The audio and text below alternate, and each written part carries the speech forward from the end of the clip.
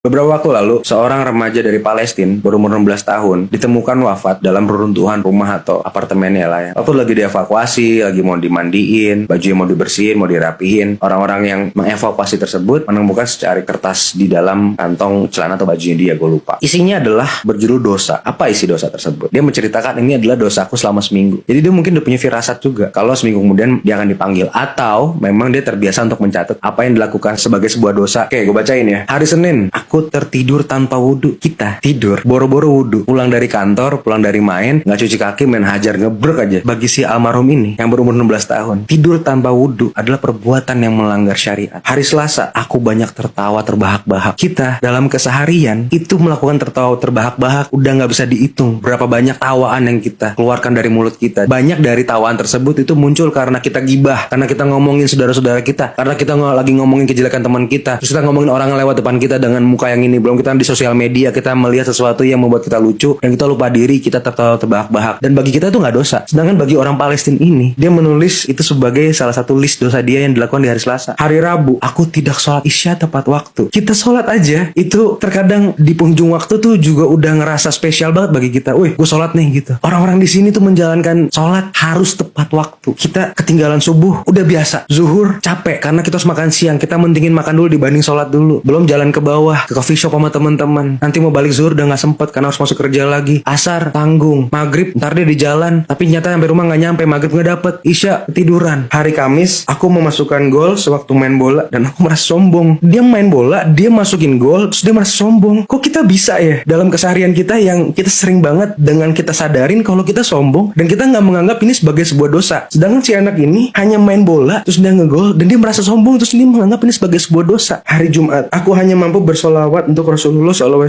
sebanyak 700 kali. Mas, mesti harus berapa dia mampu bersolawat di hari Jumat untuk Rasulullah SAW? Allahu Akbar. Bahkan kita di hari-hari kita solawat semampu kita 3 kali, 4 kali, 10 kali, dan kita merasa sombong dan kita sholat di penghujung waktu nggak tepat waktu dan kita tertawa terbahak-bahak dan tidur boro-boro wudhu langsung tergeletak gitu aja. Sabtu, aku lupa zikir pagi, hal yang kalau gue pribadi jarang ngelakuin karena pagi gue pasti preparing untuk kerja. Astagfirullahaladzim, hal gini ngebuat gue sedih dan bisa menangis karena wah, kalau dibanding ini dosa gue seberapa banyak gitu. Astagfirullah. Kita sadar gak sih kalau kita tuh hidup berumuran dosa? Bahkan orang-orang yang seperti ini yang melakukan ibadah jauh banget di atas kita, sedangkan umurnya di bawah gue jauh banget, itu merasa dia melakukan dosa banyak, padahal ibadah dia banyak banget. Kita yang hidup enak-enakan gini, yang kita cuma beralaskan, wah gue sholat nih 5 waktu, gue ini selesai, kita menganggap itu sebuah ibadah yang sudah cukup, padahal belum cukup. Karena kita gak pernah tahu pahala kita, dosa kita itu bakal kita giring ke akhirat kayak gimana, bakal kita giring untuk mempertanggungjawabkan di mahkamah Allah tuh kayak gimana, kita gak pernah tahu. Dan kita sepertinya kita belum siap untuk itu. Kita hanya pura-pura untuk siap. Astagfirullah.